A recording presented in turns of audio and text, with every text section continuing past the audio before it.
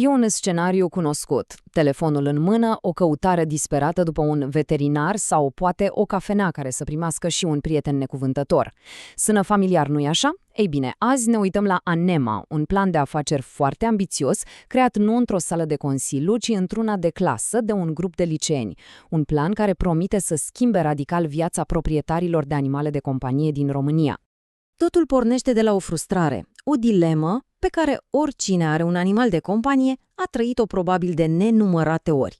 Hai să intrăm direct în subiect. E acea mică panică. Să zicem că ești într-un oraș nou și vrei să găsești un loc unde să mănânci, dar oară prietenul blănos e binevenit? Sau, și mai rău, când apare o urgență medicală și, dintr-o dată, fiecare secundă contează. Căutarea asta poate fi incredibil de stresantă.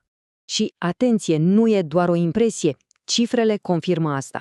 Un sondaj recent arată că 8 din 10, adică 80% dintre proprietarii de animale din România, se chinuie să găsească informații și servicii centralizate. Vorbim așadar de o majoritate absolut copleșitoare. Practic, aproape toată lumea se simte pierdută în acest labirint digital. Da, exact, asta e problema. Haosul ăsta, zeci de aplicații, site-uri, forumuri, fiecare are câte o bucățică din puzzle, dar niciunul nu l-are pe tot. E pur și simplu o risipă de timp și energie. Și atunci, inevitabil apare întrebarea, ok, și care e soluția? Ei bine, aici devine interesant, pentru că răspunsul nu a venit de unde ne-am aștepta. Nu de la vreo corporație uriașă, nu de la un startup cu finanțări de milioane de euro. Nu. A venit dintr-un loc cu totul și cu totul neașteptat. O sală de clasă, de liceu. Connecting hearts for those who cannot talk. Sună bine, nu? Dar e mai mult decât un slogan. Asta e de fapt filozofia din spatele Anema, o misiune simplă, dar cu un impact uriaș, să creeze punți de legătură între noi și prietenii noștri care nu pot vorbi, dându-ne uneltele de care chiar avem nevoie ca să îi îngrijim cum trebuie. Și uite-i! Ei sunt creierele din spatele acestei idei, o echipă de 8 elevi de clasa 10-a. Oameni care nu au stat să aștepte să vină altcineva cu o soluție. Au zis simplu, ok, o facem noi. Deci, ce se întâmplă când o mână de tineri pasionați se apucă serios să rezolve o problemă reală? Păi, se naște un întreg ecosistem. Hai să vedem ce înseamnă mai exact universul Anema. Vedeți, ideea de la care au pornit nu a fost hai să mai facem o aplicație. Nici de cum, ci hai să construim un adevărat centru de comandă, un hub digital pentru absolut tot ce ține de viața cu un animal de companie. Un singur loc pentru absolut toate nevoile. Și uitați-vă ce au pus la un loc, o hartă interactivă cu locuri pet-friendly, servicii veterinare online pentru problemele de bază, ghiduri de călătorie adaptate, informații legislative la zi, acces la ONG-uri, adăposturi, adopții și, pe deasupra, o comunitate digitală activă.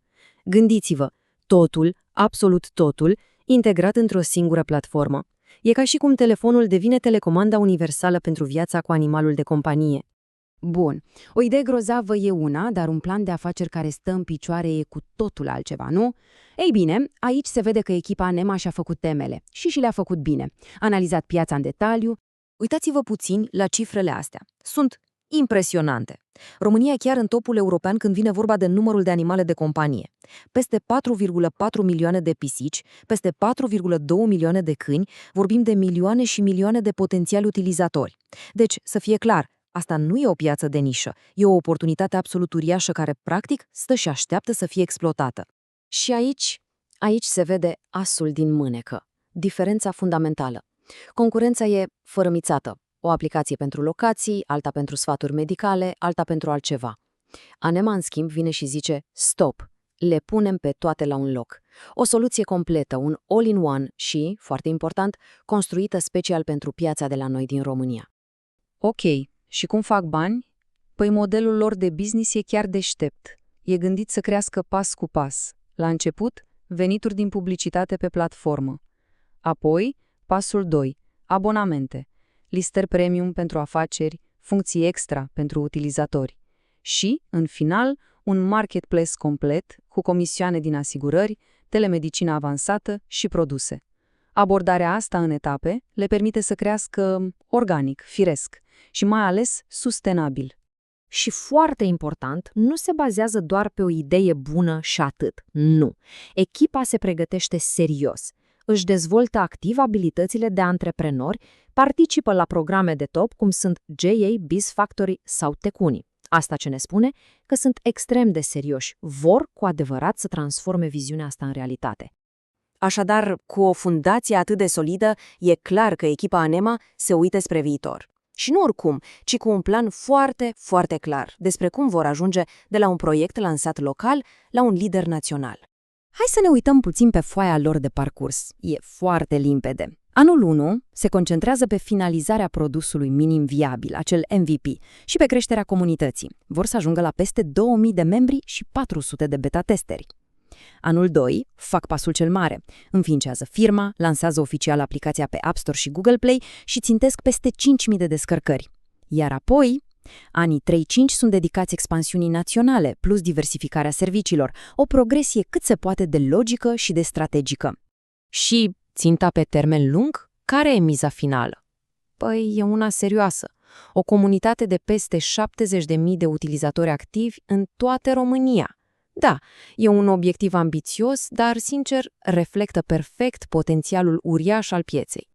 Și acum să vorbim puțin de bani. Proiecțiile financiare sunt optimiste, dar realiste. În doar 12 luni de la lansarea oficială, echipa estimează că ar putea ajunge la venituri anuale de până la 66.000 de euro. O cifră de-a dreptul impresionantă pentru un startup pornit de la zero de niște liceeni. Dar nu e vorba doar de venituri. Pe termen lung, obiectivul e sustenabilitatea. Până la finalul anului 5, ținta este o marjă de profit net de cel puțin 15%. Iar asta demonstrează un lucru. Proiectul ăsta nu e doar despre pasiune. E gândit ca o afacere viabilă pe termen lung. Și așa ajungem la întrebarea de final.